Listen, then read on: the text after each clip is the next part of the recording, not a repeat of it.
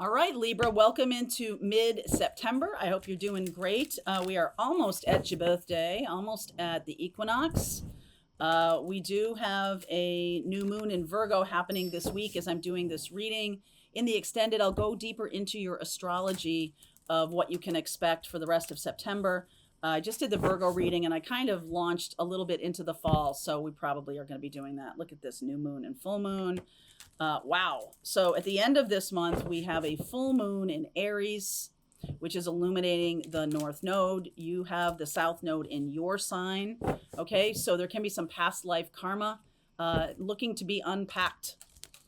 All right, let's see where we go here with this. Next week, we are doing a class, self-love versus self-care, and how you can use both of those things to grow. My good friend of the channel, Jen Huber, is going to be leading that class. She's a shaman, so we're going to be doing a lot of healing work around our self-love and self-care elements. If you've been having trouble with that, jump on board. There's a link below. Okay? All right, Libra, what's going on for you? Let's get a sense of it. Let's get a sense of what is happening for you middle of September. Knowledge. Knowledge is power, for sure. Transformation. Scorpio is going to be a big time. Like I said, I'll look into that. Oh, and time. So that's Saturnian energy. And I believe you have Saturn, for most of you anyway, in the 6th house of your day job or of your daily routines. I feel like the more you learn, the more you get to know yourself, the more you get to know about your spiritual path, the more you're changing that. So some of you could really be shifting into becoming a vegetarian, or you could drop some bad habits that are blocking your intuition, right? If you're drinking too much or something like that's probably blocking your intuition. And that's something that you might take a look at. There's lots of things that are happening here about timelines too, that there is a big jump in a timeline when you finally open up to the information that's trying to come through you in meditation. If you have been resisting meditation, now is the time. This week, when we have that new moon in Virgo, very healing energy, a beautiful healing energy. And as we move into your season, Libra. And so we also have Mars in Libra. And I feel like that is going to illuminate the 1st and the 7th houses. I'll talk more about that in the extended, okay? So Mars in your sign means forward action. Oh, I'm sorry, Charlie, that's my book. Here we go. He's like, I want to lay down, mama. Okay. All right, what is going on for Libra? Let's get a sense of it. Big change happening. What is this big change about? What is this big change about? Okay. All right. 5 of Pentacles, 10 of Wands, Ace of Cups, a healing. Wow. There's the Star, and then the Ace of Pentacles, the World. Big change, my friend. Lots of financial opportunities coming in. I feel like you have been grinding away at something that might need to be let go of, okay? And maybe it's just a pattern or a way you're doing something. Even so, even if it's not the thing that you need to let go of, maybe a renewed vigor about it, and recognizing that you might be coming from a place of lack or have been in the past. It's time to balance that out. Libra, you're really good at this, right? Like don't do too much. Don't overdo things. Don't go down this road of woe is me. Why aren't things changing more quickly? Things are going to be changing. And Ace of Cups, when you heal a pattern of a lack mentality, and you heal this human doing as opposed to human being, right? When you're healing that for yourself, I feel like that's when the new stuff comes in. Really beautiful. Ace of Cups, Ace of Pentacles. That's Aquarian energy. The World card. So an ending to a chapter. This is ending. 5 of Pentacles. Not feeling too good about yourself, or maybe having low self-esteem or something like that. So you overdo it with people. You might be somebody who thinks they have to do everything for everybody else to keep them happy. That's something that is leaving. And I feel like in its place is coming There's new opportunities that are coming from a place of wisdom, that when you heal this, lots of financial abundance coming in. And I did see affluence and good fortune as I was shuffling that sacred symbols deck. I definitely saw that. So let's see what the reading shows for you. Empress, the Strength card, the Seven of Wands, King of Wands. Wow, lots of Leo energy here. Lots of Leo. Strength and the Sun, Ten of Cups. Really lovely. Wow. Seven of Pentacles, Queen of Swords. I'm not going to put that time and energy towards something that isn't working for me. I'm only going to put time and energy towards something that I am aligned with, that I feel good about. Big change happening here. Okay, this is a crossroads. I almost feel like you've been resisting this for a while. Could be doing something that you're not liking what you're doing, or you're upset about having to do something that's very process oriented, or you're feeling resentful of something. I feel like that goes away. I feel like you get excited again. There's something about fun and joy and passion and excitement. There is the Ace of Cups, so new love can invigorate that. Taurus, Libra, Leo, lots of Leo. Taurus, Libra, Leo, Aquarius. Right. Okay. So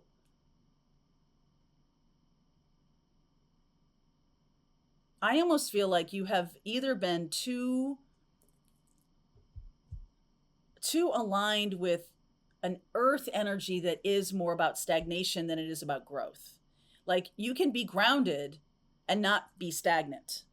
And I think that in your mind, Libra, I think that's something that you maybe knew consciously, but in a big way you were like, yeah, but that's not true. Like, that earth sign stuff is really, it's so boring. Okay? Commitment, stability, right? Like, so boring. And I think you were bringing that to the table, that belief. But I think that's changing, because I think you're understanding that you're manifesting something does need to be grounded. Okay. It does need clearing. That root chakra will help. It doesn't, right? Doing that healing work of clearing that root chakra of your mindset around what stability, happiness, joy looks like. I feel like you have either embraced change to the point where anything that stays stable is to be looked at askance, is to be looked at like a side eye kind of thing. Like, how can anybody be happy with something that's stable? There's something like that. Now, the Empress and the Strength card, I feel like you've been fighting a certain relationship for a while. It could be within you, fighting change or fighting that stability, not wanting to be, right? And this is coming from a past life. I feel like there is something about, in a past life, you might have been persecuted, had to flee, right? So anything that keeps you stable, like, you can't take it with you, almost like being a refugee from a war. Like, you have to go with just this shirt on your back and the stuff you can grab in like 10 minutes, right? And there's something about that there's that belief or that feeling has lingered in you, a kind of a fear of getting too comfortable, something like that. And I feel like you learn how to create transformation. So you sort of like create stability, and then you take a risk, and you create stability, and then you take a risk, and you create stability, and then you take a risk. Like, it's fine. Like, stability and risk need almost equal measures. It feels like that's the thing that's going to bring in a lot of financial stability and continued flow, right? If you get to a place where you just do the same thing all the time, all the time, all the time, there's no flow. And so, but you're like, yeah, but that's stable. No, that's stagnancy. That's what this is. So we're learning a new definition of that. Okay. And we do have Saturn here, Kronos, Saturn. And Saturn is about learning the difficult lessons of things. Like I said, I'm going to go into your chart more in the extended to give you a sense. But I know that having the North Node in your opposite sign means that the South Node is in your sign, and South Node is about our past life lessons that might come around again.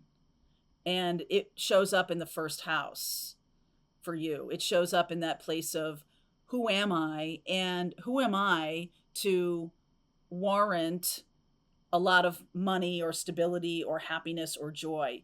I feel like happiness and joy is being able to move, being able to dump one thing and just move. Like having that energy feels better to you. Um, I'm going to say to you that you have on your path something that's really happy and stable. And so you're going to have to make your peace with that um, polarity. You're going to have to make your peace with it. Any kind of stability in the past you have billed as stagnancy, and you've taken more risk than you've created stability.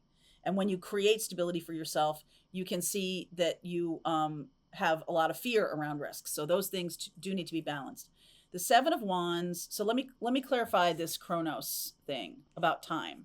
Okay, let me clarify the time.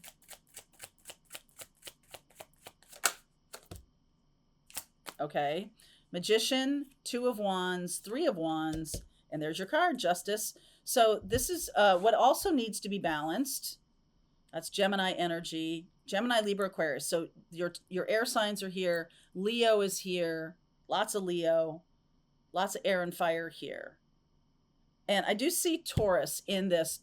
Taurus is also ruled by Venus, just like you're ruled by Venus.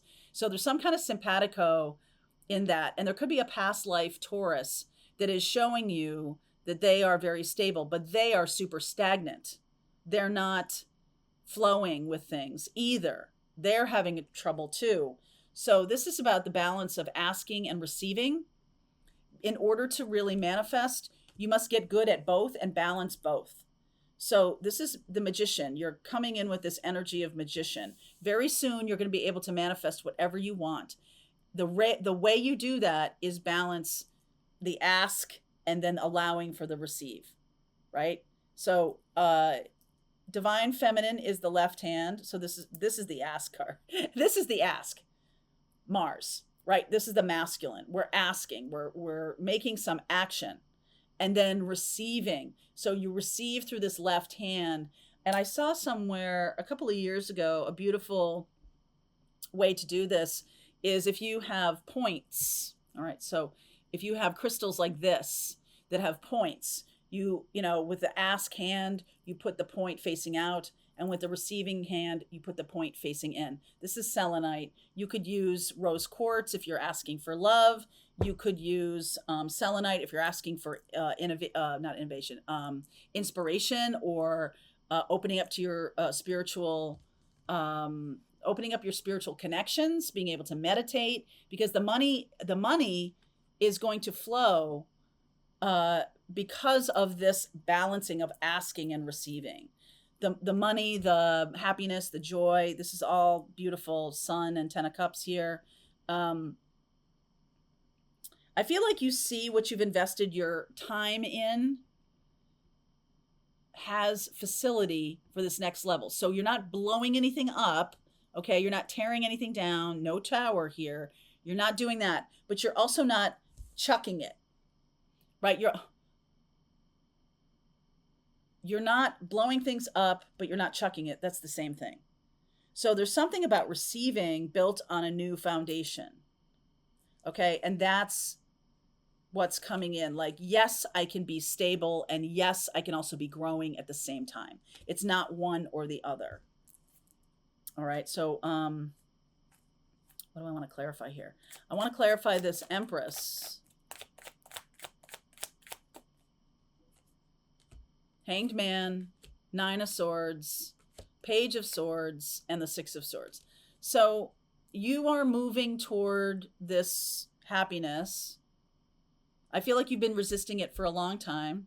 Maybe you have a lot of anxiety about making change. That's why this has happened.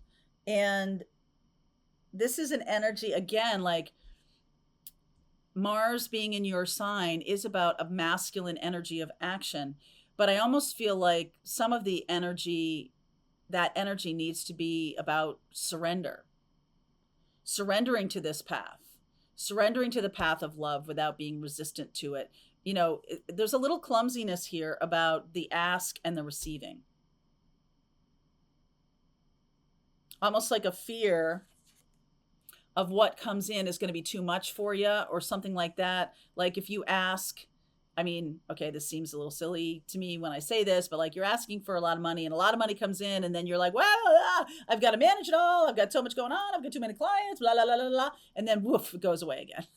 Okay. There's something like that. It's about balance, keeping your balance, which is, you know, Libra is not always balanced. Libra seeks balance.